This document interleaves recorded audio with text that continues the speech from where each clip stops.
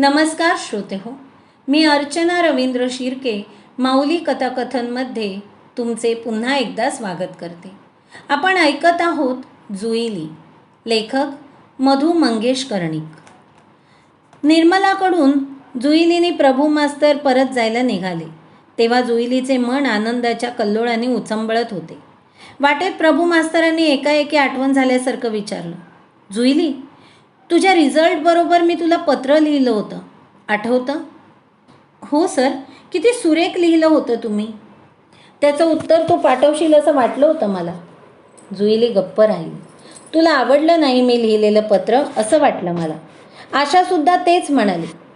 Sir, माफ करा मला, पण तुमचं पत्र माझ्या हातून भिजलं. ते अर्धवटच वाचून झालं होतं माझं. पुरतं वाचायच्या आतच ते मला दुरावलं.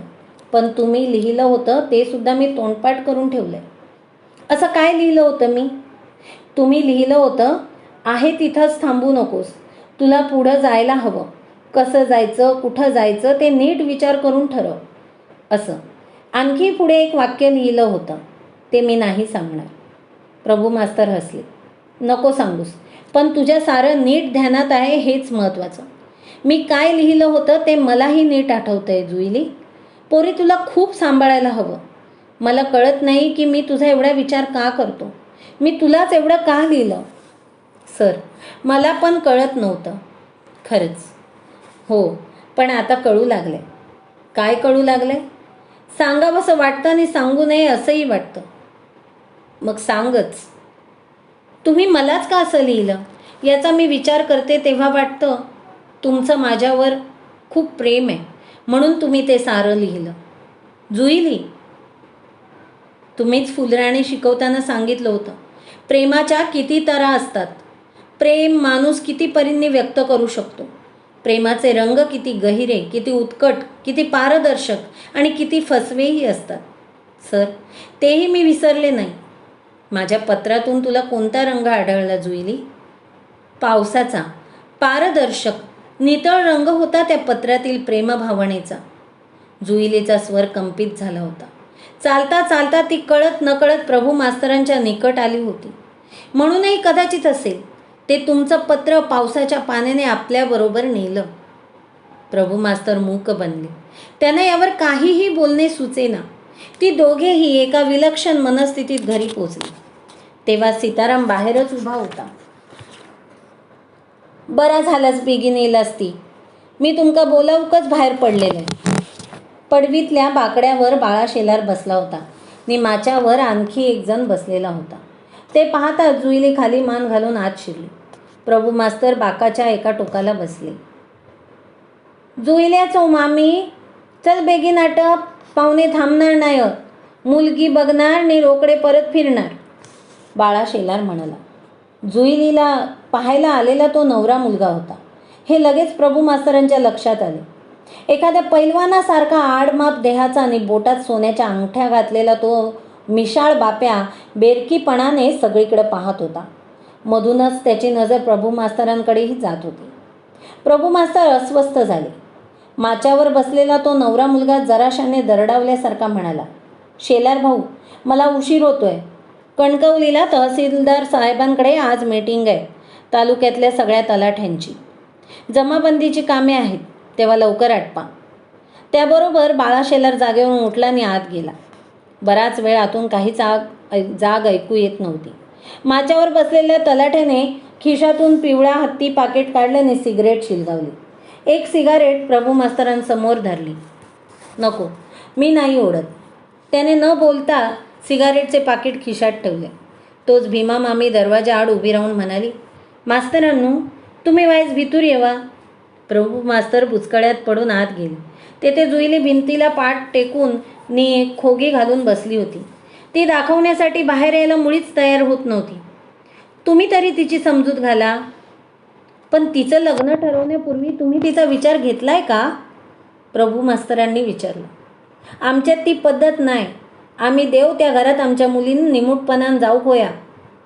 बाळा शेलार ताडकन बरळला. माका एवढ्यात लगीन करूचा नाही आ, जुईली रडकुंडीला येऊन म्हणाली. एवढ्यात नाही तर कधी? भीमा, तुझ्या शब्दाखातर मी पाहुणं घेऊन इलंय आता माझी इज्जत काय रवली? बाळा शेलार तणतणत होता. अहो वायच हळू बोला, बाहेर पाहुणे ऐकतील, भीमा म्हणाली. बाय जुईल्या, उठ नी हे चायचे कप ने लाडू घेऊन बाहेर जा, ते का बघून दे तुका. तरी जुईली उठेना. बाहेर बैल डुरकल्यासारखे हाक आली. शेलार भावनू, इलय. बाळा शेलार बाहेर गेला आणि इतका वेळ निमूट उभा असलेला सीताराम बोलला. गे जुईल्याचे मामी, त्या शेलारागी एक आठवण नाही, पण तू पण विसरलंस. आज अमावास्या ना, आजचो दिस असल्या कार्याक बरो नया. प्रभू मास्तरांना सीतारामबद्दल परमावधीचा आदर त्या क्षणी वाटू लागला. केवढ्या घोर प्रसंगातून त्याने जुईलीची सुटका केली होती. तेही दुजोरा देत म्हणाले, बरोबर आहे, आज अमावास्या आहे, हे कोणाच्याच ध्यानात नव्हतं.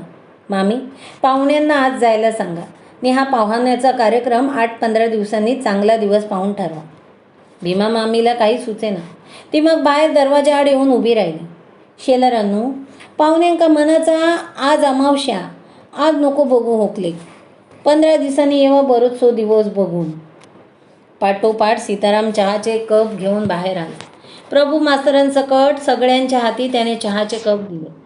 चहा पिऊन पान सुपारी खाऊन पाहुणे बाळा शेलार निघून गेले. प्रभू मास्तरांनी आपली पिशवी घेतली आणि तेही जायला बाहेर पडले.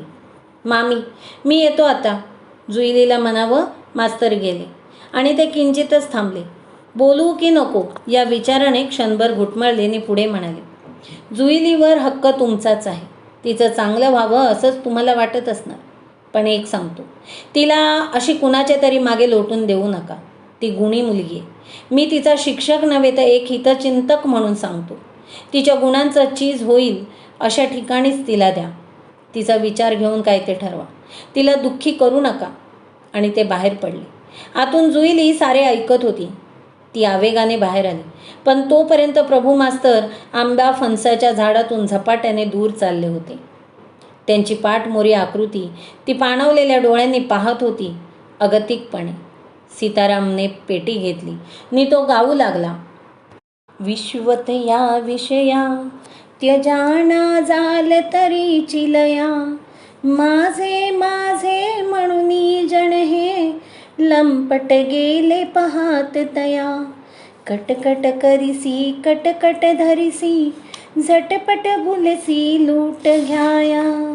विश्वत या विषया म्हणी सोहिरा विठ्ठल वदनी, धरा विसर जाणुनी माया. या निरसंगा करी भवभंगा, तरीच सुरंगा पावसिया. विश्वत या विषया. गाता गाता त्याचा सूर उंच पतंगासारखा चढू लागला. जुईलीच्या मनाला ते सूर वेटाळत होते आणि तिचे गुदमरलेले मन हलके होत होते.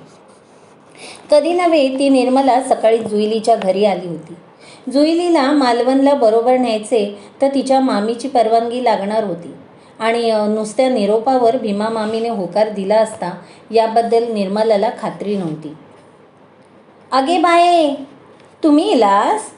निर्मलाला खळ्याच्या पेळेवर उभी असलेली पाहताच भीमा मामीची धावपळ उडाली. कधी कुणाकडे न जाणारी येणारी बामणाची मुंबईवाली मुलगी आपल्या घरी येते याचेच तिला अप्रूप वाटत होते. या बसा बाकावर. निर्मला बसली. तोपर्यंत आतून जुईलीसुद्धा तेथे येऊन उभी राहिली होती. भीमा मामी, तुमची परवानगी विचारायला आले. परवानगी? ती कसली? जुईलीला मालवणला घेऊन जाव म्हणते 4 दिवस. मालवणात? ता कित्याक? माझं जमिनीचं काम आहे कुळकायद्याचं. तिथे वकील मामलेदार यांना भेटायचं आहे. सोबत जुईलीला नेईन म्हणते. ती तुमका काय उपयोगी पडणार? का? ती शिकलेली आहे, हुशार आहे. मला तिचा खूप उपयोग होईल. मुख्य म्हणजे मला तिची सोबत होईल. तिलाही थोडी बाहेरची हवा मिळेल. तुमच्याबरोबर धाडूक काय हरकत नाही. नाहीतर जाणता पोर काहीतरी पाठवायचा म्हणजे जोखीम वाटता. त्याची तुम्ही मुळीच काळजी करू नका. मी तिला सांभाळून नेईन. माझ्याबरोबर ठेवीन आणि आणून पोचवीन. तर मग हरकत नाही. आणि एकाएकी भीमा उठली. लगबगीने घरात शिरली. जुईल्या, वायच माझा कपाळ धर. जुईली तिच्या पाठोपाठ गेली. आतून मोरीत ओकारी केल्याचे आवाज ऐकू येत होते. भीमाला जबरदस्त ओकाऱ्या होत होत्या. जराशाने घामाघूम झालेली भीमा परत आली. तिचा चेहरा लालबुंद झाला होता. लाजेने ओशाळवाना दिसत होता. निर्मलाने विचारले, बरं वाटत नाही का भीमा मामी? भीमा काही बोलली नाही. तिची मान खाली वळली. मग कुजबुजल्यासारखी म्हणाली, गेले 8 दिवस ह्यात चालला हा. सकाळ झाली की सुरू होता. पोटात काय थारवत नाही. जीव अगदी नुकोसो झालो आ. नवा जीव यायला लागला की तो आईच्या जीवाला नकोसं करणारच. निर्मला हसत हसत म्हणाली, तुमका काय जाता मस्करी करू, पण तुमका म्हणून सांगते, जुईल्याच्या घरच्या देवीक नवस केलो वर्षापूर्वी. मी आज देवी पावली, नाही तर संसाराक इतकी वर्षा झाली. बरं, मी निघते. इथं आले ती जाऊन चांगली बातमी कळण्यासाठीच. आता मुलगा झाला की येईन पेढे खायला, असं म्हणत निर्मला जायला निघाली. पण भीमाने तिला अडवले. चल्लास खय? कधी नाही ती इलाच पहिल्या प्रथम. जुईल्या, चाय कर गो. तोपर्यंत जुईलीने आतून चहा आणला होता. येत्या सोमवारी मी मालवणला जाणार. जुईली, तयारी कर हं. भीमा मामी, तुम्हाला काय आणायला हवं मालवणाहून ते जुईलीजवळ सांगा. संकोच करू नका, मी घेऊन येईन. या दिवसात काही बाई खाण्याची वासना होते, खरं ना? भीमा पुन्हा एक बार लाजली. माझ्यासाठी काय नको, पण जुईल्यासाठी एक बरासा पाताळ आणि पोलक्याचो कापड घेवा. मी पैसे देईन. तिचं आता लगीन करूचा हा. जुईलीचं लग्न एवढ्यात? निर्मलाने मुद्दामच अज्ञान पांघरून विचारले. तर काय, एवढ्यातच केला बरा. स्वर्गत चांगली सांगून इली आ. तलाठी हा नवरो मुलगो, श्रीमंत हा. जुईलीला पसंत आहे? भीमाने जुईलीकडे पाहिले. जुईली ते बोलणे निघताच आत निघून गेली होती. जणू तिला तो विषयही ऐकायचा नव्हता. ते का काय समजता बितूर? नानता ती लहान आहे असं समजता तुम्ही? अहो, चांगली SSC पास झालेली हुशार मुलगी ती. तिला विचारल्याशिवाय लग्न ठरवता तिचं? कमाल आहे. निर्मलाबाई, आमच्या जातीत शिकलेले पोरगे कमी असत ते मुंबईवाले. तेंका ढीकभर द्याच होया. आमची परिस्थिती ही अशी. आम्ही काय करणार? तुम्ही काही करू नका. तिला शिकू दे, नाहीतर नोकरी करू दे. मग तिचं ती ठरवील. ता तुमच्या बामना भटांच्या जातीत जमात. आमका लोक हसतील. आता आम्ही ठरवला ता कायम. परवा अमावस्या होती म्हणून आता 15 दिवस गेले की साखरपुडो करणार आणि वैशाखात लगीन करणार. तुमका येऊक वया. निर्मलाला कितीतरी बोलावंसं वाटलं, पण त्याचा या क्षणी काहीच उपयोग नाही याची तिला खात्री पटली आणि ती जायला निघाली. आज रविवार. भीमाचा आज बाजाराला जाण्याचा दिवस. बसप्पा आतुरतेने तिची वाट पाहत होता. त्याचे येणाऱ्या जाणाऱ्या गिरायकांवर ध्यान नव्हते. त्याच्या तागडीवरील काटा कसाही झुलत होता. कुणाला काय माल देतो इकडेही त्याचे धड लक्ष नव्हते. अजून कशी नाही भीमा आली? दुपारचे 12 वाजत आले. आज हा 3रा आठवडा. ती आलीच नव्हती. असे आजवर कधी घडले नव्हते. गेल्या वर्षी ती एकदा आपल्यावर रागवली होती. तिचा रुसवा काढणे म्हणजे एक कठीणच कामगिरी. पण तिचा आपल्यावर भारी जीव हेही खरेच. लग्नाची बायको वागणार नाही अशा इमानाने वागते. गौरवाने दिले नाही असे भीमाने सुख दिले. गेल्या खेपेला आली तेव्हा अपूर्वाईनं म्हणाली, आपल्याला मुंबईची मिठाई खावीशी वाटते. आपण तिची केवढी चेष्टा केली, पण भीमा संतुष्ट होती. शेवटी तिला हवे होते ते देवाने आपल्याकडून दिले होते. बाई किती खुळी. एका लेकरासाठी तिचा जीव किती व्याकुळ व्हावा. आणि आता आपण ते तिला दिले, तर त्यामुळे ती सुखाने कशी तुडुंब भरली. आज बसाप्पाला भीमाची फार ओढ लागली. काही झाले तरी ती त्याला आज हवीच होती. जसजशी दुपार वाढू लागली तसतसा तो अस्वस्थ होऊ लागला. जागच्या चौरंगावर त्याला फार काळ बसवेना. सारखी त्याची उठबस सुरू झाली. सकाळीच त्याने बाजारात आलेले सुरंगीचे ताजे जर्द वळेसर तिच्यासाठी घेऊन ठेवले. भीमा आल्यानंतर ते तो आपल्या हाताने तिच्या आंबाड्यात माळणार होता. भीमाला फुलांची भारी हौस होती. सुरंगीचे वळेसर बघून ती खुश होईल. आपण हालचाल करण्याआधीच ती आपल्या निकट येईल. पाठीमागच्या काळोख्या खोलीतील एकांत चंद्र ज्योतीसारखा पाजळेल. बसाप्पाची बेचैनी फारच वाढली आणि एकाएकी जुईली त्याच्या पुढ्यात येऊन उभी राहिली.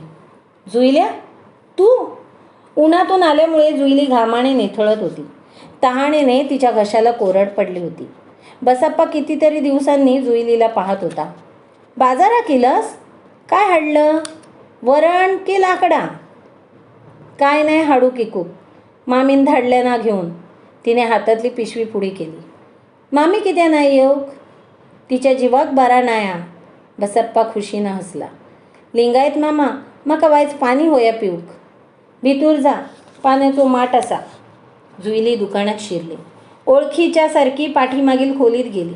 मोरीच्या कठड्यावर मातीचा घडा भरलेला होता. झाकणावर पितळेचा लकलकीत ग्लास होता. ती घटाघट पाणी प्याली. खूप बरे वाटले. मोकळेपणी मानेवरचा, कपाळावरचा घाम पुशीत ती भिंतीवर टांगलेल्या त्या आरशासमोर जणू खेचल्यासारखी जाऊन उभी राहिली. आरशाखाली स्टुलावर केळीच्या पानात हळुवारपणे गुंडाळलेले पिवळे धमक सुरंगीचे वळेसर अजूनही त्याभोवती भुंगे गुणगुणत होते. जुईलीला आठवले, गेल्या वर्षी याच ठिकाणी बसप्पाने आपल्याला रतन अबोलीचे गजरे घेऊन दिले होते. आज सुरंगीचे वळेसर. खरंच? त्याला कसं कळलं आज आपण येणार ते? की भीमा मामीसाठी त्याने ते आणून ठेवले? समोरच्या उंच नींच आरशात तिचं प्रतिबिंब उभं होतं. कितीतरी दिवसांनी ती आपले असे रूप पाहत होती. तिला बसप्पाने दिलेल्या आरशीत ती रोज आपला चेहरा वेणीफणी करताना पाहायची. आज त्याच बसप्पाच्या दुकानातला हा भव्य आरसा किती दिवसांनी तिला खुणवावीत होता. आरशात पाठीमागे बसप्पा उभा राहिलेला तिने पाहिल्याने ती चपापली. चटकन तिने पदर सावरला. जुईल्या, मामीन शेवयोने रस पाठवल्या. कालची सबंध रात्र भीमा बसप्पासाठी शेवया गाडीत बसली होती. जुईलीला क्षणभर वाटले, मामीने सीताराम मामाऐवजी या बसप्पाशीच लग्न का केलं नाही? किती तिचं प्रेम आहे. त्याच्यावर कुणाचीही फसवणूक करणं किती वाईट.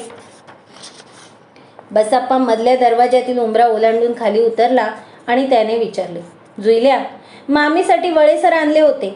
आता ते तू माळ. एकात दुसरं घेऊन जा मामीसाठी. आणि एकाएकी तो जुईलीच्या पाठीशी येऊन भिडून उभा राहिला. जुईलीने अंग चोरून घेण्याचा प्रयत्न केला, पण तोपर्यंत त्याच्या राकट हातांचा विळखा तिच्या देहाभोवती पडला होता. तिला जवळ ओढून तो तिचा मुक्का घेऊ लागला. लिंगायत मामा, माका सोड. जुईली जीवाच्या आकांताने ओरडली. गो, किती दिसांनी इलस. तुला आता तसं जाऊक मिळणार नाही. तो तिच्या पदराशी झोंबत होता. आज मामी नाही तर भाची. जुईलीने सारे बळ एकवटले आणि ती त्याच्या तावडीतून सुटण्याची धडपड करू लागली. त्या जटापटीत मोरीजवळचा पाण्याचा माठ खाली पडला आणि सगळीकडे पाण्याची राड झाली. आरशाखाली ठेवलेले सुरंगीचे वळेसर पायाखाली तुडवले जाऊ लागले. जुईली प्राणांतिक संकटाला तोंड द्यावे त्या ताकदीने झगडत होती. बसप्पा चवताळला होता. आता कोणत्याही क्षणी तो. तेवढ्यात कोपऱ्यात रचलेल्या गुळाच्या ढेपीमध्ये खुपसून ठेवलेली लोखंडी पहार तिच्या नजरेला पडली. ती ओरडली, बसप्पा, माका सोड नाही तर मी बोंब मारीन. गाव जमिनी होईतील लोखंडी पारे घेऊन तुझं खून करीन. सोड. सोडायचंय नाय तुका. बसप्पा क्षणभर विचलित झाला, घाबरला. तिला सोडून थोडा दूर झाला. त्या संधीचा फायदा घेऊन जुईलीने मागील दार धाडकन उघडल्याने ती बाहेर पडली. वाट फुटेल तिकडे धावत सुटली. मालवणाच्या समुद्र किनाऱ्यावरील वाळूत जुईली आता निर्मला बसल्या होत्या. समोर समुद्रामध्ये सिंधुदुर्ग उभा होता. त्याच्या पाठीमागे क्षितिजावर सूर्यास्त होत होता आणि त्या शांत ठिकाणी जुईली एखादी नदी बांध फुटून वाहावी तशी बोलत होती. जणू सारे अंतकरण तिला मोकळे करायचे होते. निर्मलाताई, तुम्हीच सांगा, या आयुष्याला काय अर्थ आहे? आयुष्यातला अर्थ आपण शोधायचा असतो. तुमचा काय अनुभव आहे? तुम्ही माझ्यापेक्षा मोठ्या आहात, अनुभवी आहात, मला थोरल्या बहिणीसारख्या आहात, म्हणून विचारते. जुईली, आपल्यासारख्यांना हे अनुभव यायचेच. आपल्यासारख्यांना म्हणजे? माझ्यामध्ये तुम्ही तुमची सुद्धा गणना करता निमाताई. काय फरक आहे तुझ्या आणि माझ्या आयुष्यात?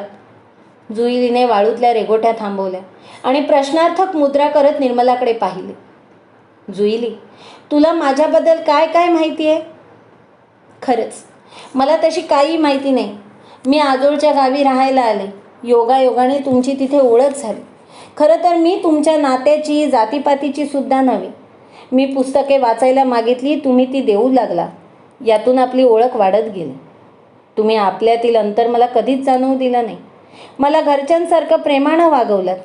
मला एवढं पुरेसं होतं. तुमच्याबद्दल आणखी माहिती मला कशासाठी हवी? माझ्याबद्दल तुला कुणीच काही सांगितलं नाही? जुईलीला आठवलं, भीमा मामी नेहमी निर्मलाबद्दल वेडं वाकडं बोलायचे. नेमका अर्थबोध झाला नसला तरी निर्मलाचं चारित्र्य गावकऱ्यांच्या दृष्टीने निष्कलंक नव्हतं एवढं ओझरतं जुईलीला जाणवलं होतं. पण तिने त्याकडे लक्षच दिलं नव्हतं. निर्मलासारखी सुंदर, सुशिक्षित, प्रेमळ बाई वाईट कशी असू शकेल? मग आपली मामी तरी कुठे शुद्ध आहे? पण मग मामी निर्मलाबद्दल जे बडबडते ते तिला सांगायचं. जुईली क्षणभर घुटमळली आणि तिनं ठरवलं, निर्मलाला वाईट वाटेल असं आपण काहीही बोलायचं नाही.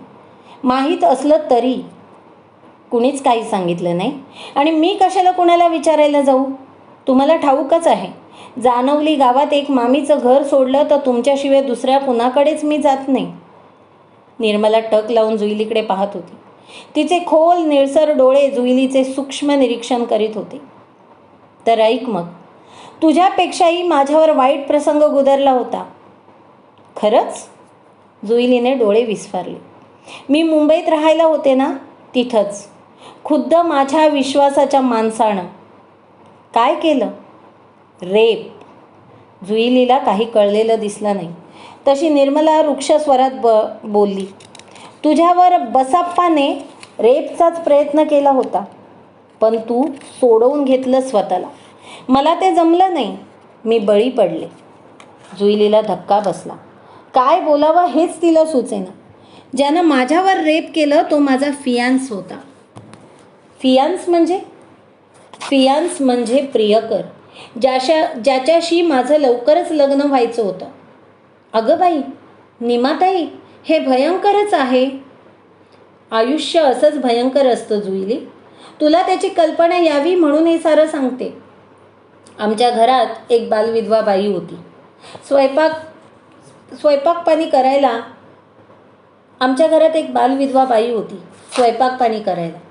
तिनं ती बातमी जगभर केली, पण त्याआधीच मला हॉस्पिटलात नेलं होतं. शॉकमुळे मी बेशुद्ध पडले होते. नंतर 6 महिने मी हॉस्पिटलातच होते. मॅडच झाले होते असं म्हणणं. त्यानंतर मला गावी पाठवलं. तिथपासून मी इथं एकटी दिवस काढते आणि आयुष्याचा अर्थ शोधते. निर्मलाताई, जुईलीला आपल्याला रडू फुटेल की काय असं वाटू लागलं. तिने पुढे झुकून निर्मलाचा हात घट्ट हाती धरला. निर्मलाचा हात स्थिर होता आणि जुईली थरथरत होती. तिथपासून ठरवलं, या उद्ध्वस्त आयुष्याला कसलाही आकार यापुढे द्यायचा नाही. इथं वडिलांनी बांधून ठेवलेलं घर आहे, शेतीवाडीचं उत्पन्न आहे, म्हातारी आत्या सोबतीला परवापर्यंत गडद एकांत होता, जो मला हळूहळू अतिशय प्रिय होऊ लागला होता. डोळे फिरवायला पुस्तकं होती. आता अलीकडे तू भेटलीस. जुईली सुन्न होऊन ऐकत होती. पण तुझंही आयुष्य धड जाईलचं वाटत नाही. तुला वयाच्या अगदीच कोवळेपणी एक दारुण अनुभव यायला लागलेत. शिवाय तुझं हे रूप, तुझा पॅशनेट स्वभाव. पण असं का म्हणून निमाताई? आपण जगाचा कोणता अपराध केलाय की आपल्याच वाट्याला हे अनुभव यावे? निर्मला आता प्रथमच हसली. तिच्या हसण्याला फुटलेल्या काचेचा आवाज होता. जुईली, बाई माणसाला मुळात रूप असू नये. रूप असलंच तर तिला हळवं विचार करू शकणारं, प्रेम करू शकणारं मन असू नये. ते जिच्याकडे आहे तिच्या वाट्याला दुःख, तडफड आणि निराशाच येणार. भीमा मामी किती सुखी. भीमा मामीसारख्या कितीतरी बायका जगात आहेत. त्यांना कसलाच अर्थ शोधायचा नसतो. त्यांच्यापुरती पायाखालची सावली त्यांना पुरेशी असते. प्रश्न असतो तो आपल्यासारख्यांचाच. निर्मला पुन्हा गंभीर होत म्हणाली, निर्मलाताई, खरं म्हणजे माझीच सारी चूक आहे असं मला आता वाटू लागलं. मी एक मूर्ख आणि अडाणी मुलगी आहे. तुम्ही तुमचा अनुभव सांगितलात, आता मी सांगते माझ्या बाबतीत काय घडलं ते. बसप्पानं जे केलं त्याला काहीशी मीच कारणीभूत असली पाहिजे. निर्मलाने वर मान करून तिच्याकडे पाहिलं. मला की नाही छान छान वस्तूंचा, स्नो पावडरीचा, गाण्या बजावण्याचा, चांगल्या वासाचा लगेच मोह पडतो. कुणी मला सुंदर म्हटलं की लगेच मी त्याच्या अगदी अंकित होऊन जाते. मला काही कळतच नाही. निर्मला शांतपणे ऐकत होती. तुम्हाला म्हणून सांगते, प्रभू मास्तर केवढे मोठे, त्यांची बायको, त्यांचा संसार, त्यांचा मुलगा, हे सारं मला दिसत होतं. तरीही त्यांच्याबद्दल मला आकर्षण वाटत होतं. बरं झालं देवानं सुटका केली माझी तिथून. नाहीतर काय घडलं असतं माझ्या हातून तिथं कुणास ठाऊक. कदाचित मीच वाहवत गेले असते. प्रभू मास्तरांनी माझ्या वागण्याचा गैरफायदा घेतलाही नसता, कुणास ठाऊक. मलाही चित्तरंजनच्या बाबतीत असंच वाटलं होतं. जुईली, ज्याच्यावर मी जीवापाड प्रेम करते, ज्याची मी उद्या होणारच आहे, तो माझ्याशी असा वागेलच कसा, माझा गैरफायदा घेईलच कसा. पण घडलं ते उलटंच. माणसाचा भरवसा कुणी देऊ नये एवढं मी शिकले. मुरलीधरनं तुला प्रतिसाद दिला नसता हा तुझा भ्रम आहे. शक्य आहे निमाताई, तसंही घडलं असतं. आपण विचार करू शकतो. बरं वाईट आपल्याला समजतं, तरी एखादा क्षण आपणास फसवतो. आपलं पॅशनेट स्वभाव आपणास नडतो. एक लक्षात ठेव जुईली, कधीही कुणावर जीव तोडून प्रेम करू नये. सदोदित सावध असावं. माझ्या अनुभवातून सांगते. तुम्ही खूप विचारी आहात निमाताई. मला विचार करणं जमतच नाही. मी वेड्यासारखी वाहवत जाते. मग तिला एकाएकी कसली तरी आठवण झाली. ती समोरच्या सिंधुदुर्गाकडे पाहत पुढे म्हणाली, निमाताई, गेल्याच वर्षीची हकीकत सांगते. या सिंधुदुर्गावर आम्ही आलो होतो. प्रभू मास्तरांनी राजसन्यासमधले संभाजीराजे तुळशीच्या प्रेमात पडतात तो प्रवेश तिथं करून दाखवला. त्यांच्या त्यावेळच्या अभिनयानं रूपानं मी इतकी लुब्ध झाले की वाटले मीच ती तुळशी आणि माझे संभाजीराजे म्हणजे प्रभू मास्तरच, ज्यांच्यावर जीव ओवाळून टाकावा. हाच भावविवश पॅशनेट स्वभाव माझाही होता. चुकलं का माझं निमाताई? निर्मलाने हळुवारपणे जुईलीच्या खांद्यावर हात ठेवला. तिथे मायेने थोपटल्यासारखे करीत ती क्षितिजाकडे पाहत म्हणाली, जुईली, सूर्यबिंब बघ कसं अस्ताला चाललंय. सूर्यास्त होत होता. त्या विस्तीर्ण किनाऱ्यावर संधीप्रकाश हळूहळू पसरत चालला होता. भरतीच्या लाटा आता अगदी जवळ येऊन थडकल्या होत्या. सूर्यबिंब क्षितिज रेषेवर दिसेनाशी झाले तशी निर्मला म्हणाली, चल घरी जाऊया. काळोख पडत आला. परतीच्या वाटेवर कुणालाही बोलावेसे वाटत नव्हते.